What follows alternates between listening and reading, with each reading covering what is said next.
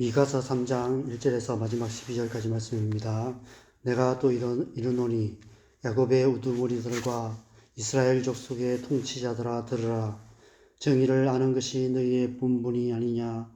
너희가 선을 미워하고 악을 기뻐하여 내 백성의 가죽을 벗기고 그 뼈에서 살을 뜯어 그들의 살을 먹으며 그 가죽을 벗기며 그 뼈를 꺾어 다지기를 냄비와 솥 가운데에 담을 고기처럼 하는도다. 그때에 그들이 여호와께 부르짖을지라도 응답하지 아니하시고 그들의 행위가 악했던 만큼 그들 앞에 얼굴을 가리시리라. 내 백성을 유혹하는 선지자들은 이에 물 것이 있으면 평강을 외치나 그 입에 무엇을 채워주지 아니하는 자에게는 전쟁을 준비하는도다. 이런 선지자에 대하여 여호와께서 이르시되 그러므로 너희가 밤을 만나리니 이상을 보지 못할 것이요 어둠을 만나리니 점치지 못하리라 하셨나니 이 선지자 위에는 해가 져서 낮이 캄캄할 것이라. 선견자가 부끄러워하며 술객이 수치를 당하여 다 입술을 가릴 것은 하나님이 응답하지 아니하심이거니와 오직 나는 여호와의 영으로 말미암아 능력과 정의와 용기로 충만해져서 야곱의 허물과 이스라엘의 죄를 그들에게 보이리라. 야곱 족속의 우두머리들과 이스라엘 족속의 통치자들 곧 정의를 미워하고 정직한 것을 굽게 하는 자들아 원하노니 이 말을 들을지어다. 시온을 피로 예루살렘을 죄악으로 건축하는도다. 그들의 우두머리들은 뇌물을 위하여 재판하며 그들의 제사장은 삭슬 위하여 교훈하며 그들의 선지자는 돈을 위하여 점을 치면서도 여호와를 의뢰하여 이러기를 여호와께서 우리 중에 계시지 아니하냐. 재앙이 우리에게 임하지 아니하리라 하는도다. 이러므로 너희로 말미암아 시온은 갈아엎은 밭이 되고 예루살렘은 무더기가 되고 성전의 산은 수풀의 높은 곳이 되리라. 아멘. 오늘 본문은 하나님께서 미가 선지자를 통해 하나님의 백성들을 멸망으로 이끌어가고 있는 지도자들과 선지자들을 호되게 책망하시는 말씀입니다. 먼저 오늘 본문의 1절을 보면 하나님께서 이스라엘의 지도자들을 향해 정의를 아는 것이 너희의 본분이 아니냐라고 책망하고 계십니다. 너희가 너희의 본분을 완전히 망각하고 불의를 행하고 있다고 책망하고 계시는 것입니다. 하나님은 어떤 분이십니까? 하나님은 공의로 만물을 통치하시는 공의의 하나님이십니다.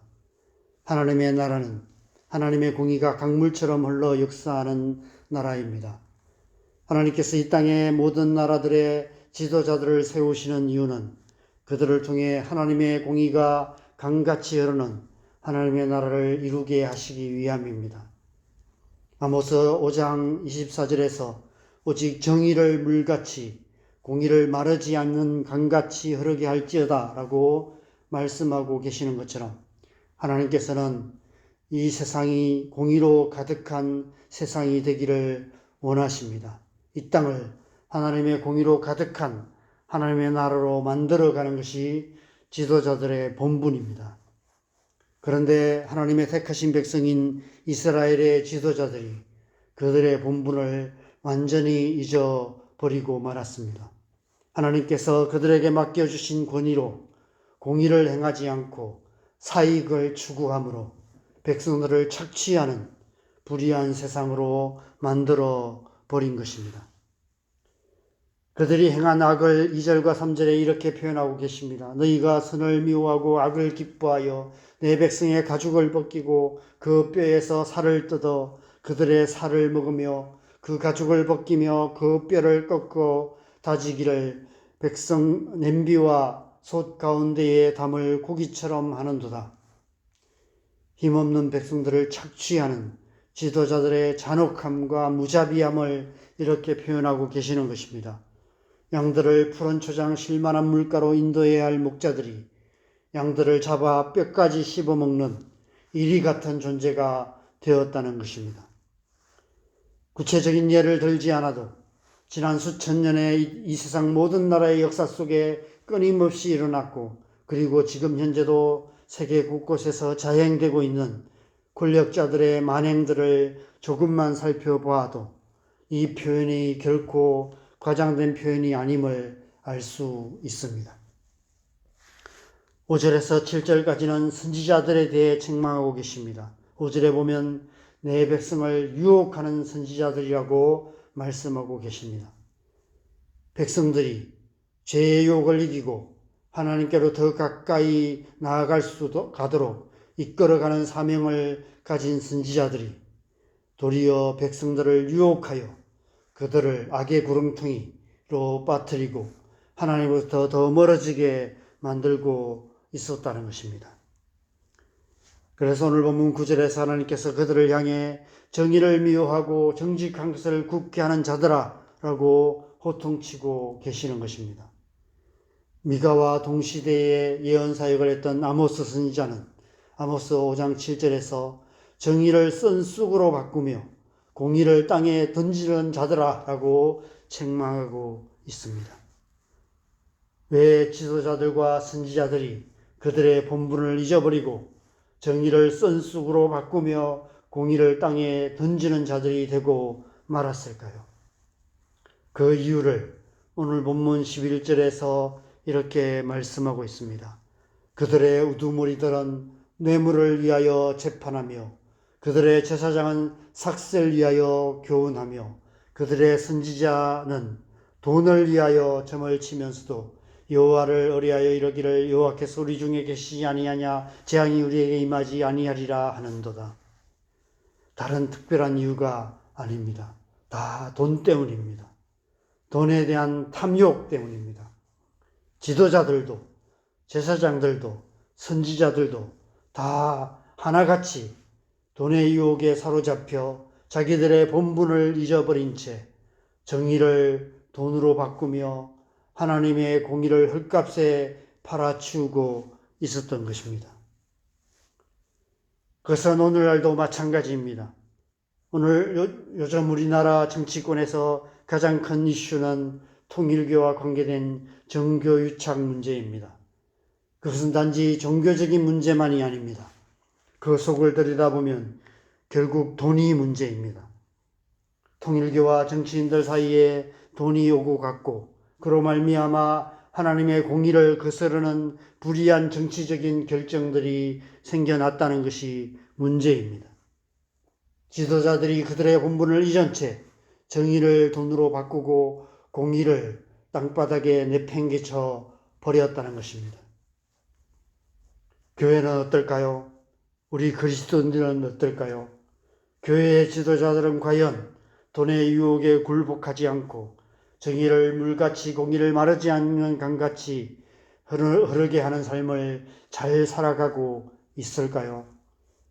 이 땅에 하나님 나라를 이루어가야 할 우리 모든 그리스도인들은 그 부르심에 합당한 삶을 살아가고 있을까요? 디모데전서 6장 9절에서 10절에 사도 바울이 디모데에게 이렇게 권면하고 있습니다. 부하려 하는 자들은 시험과 올무와 여러 가지 어리석고 해로운 욕심에 떨어지나니 곧 사람으로 파멸과 멸망에 빠지게 하는 것이라. 돈을 사랑함이 일만하게 뿌리가 되나니 이것을 탐내는 자들은 미혹을 받아 믿음에서 떠나서 많은 근심으로써 자기를 찔렀도다. 어쩌면 오늘날 우리가 이런 모습으로 살아가고 있는 것이 아닐까 이런 생각이 듭니다. 아모스와 마찬가지로 미가와 동시대의 선지자였던 호세아 선지자는 호세아 10장 12절에서 이렇게 예언하고 있습니다. 너희가 자기를 위하여 공의를 심고 인애를 거두라. 너희 묵은 땅을 기경하라. 지금이 여호와를 찾을 때니 마침내 여호와께서 오사 공의를 비처럼 너희에게 내리시리라. 오늘날 이 시대에 우리 모든 그리스도인들을 향해 이 땅의 모든 지도자들을 향해 하시는 말씀이라고 생각됩니다. 지금 우리는 사도 바울이 디모데후서 3장에서 말씀하신 말세에 고통하는 시대를 살아가고 있습니다. 사람들이 다 자기를 사랑하며 돈을 사랑하며 쾌락 사랑하기를 하나님 사랑하는 것보다 더하며 경건의 모양은 있으나 경건의 능력은 부인하는 그런 시대를 우리는 살아가고 있습니다. 이런 시대에 우리는 어떻게 살아야 할까요? 어떻게 하나님의 백성답게 살아갈 수 있을까요? 어떻게 교회가 교회다울 수 있을까요?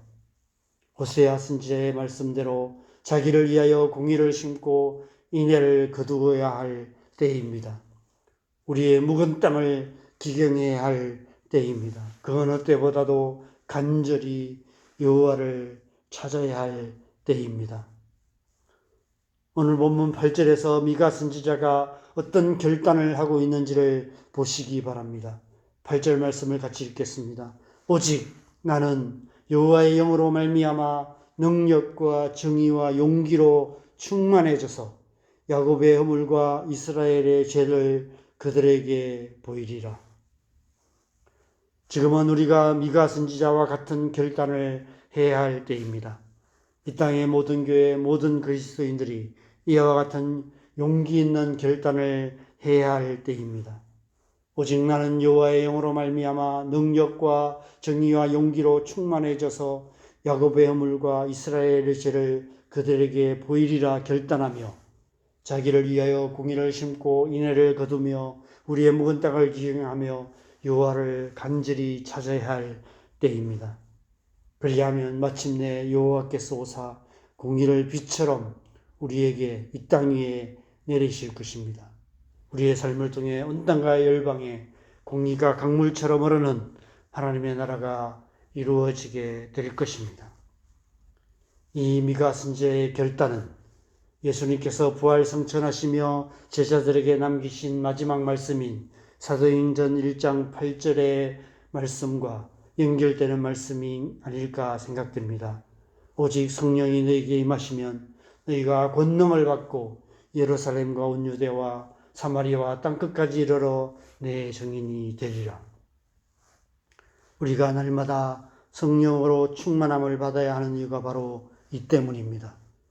오직 성령으로 충만함을 받아서 이 세상 한가운데에서도 우리의 본분을 다하며 우리의 본분을 잊지 않고 하나님의 나라를 이루어가는 하나님의 백성이 되어야 하는 것입니다. 오늘 하루 오직 성령으로 충만함을 받아서 능력과 정의와 용기로 충만하여서 하나님의 나라를 이루어가는 하나님의 백성다운 삶을 살아가는 저와 여러분 되시기를 주님의 이름으로 간절히 축원합니다.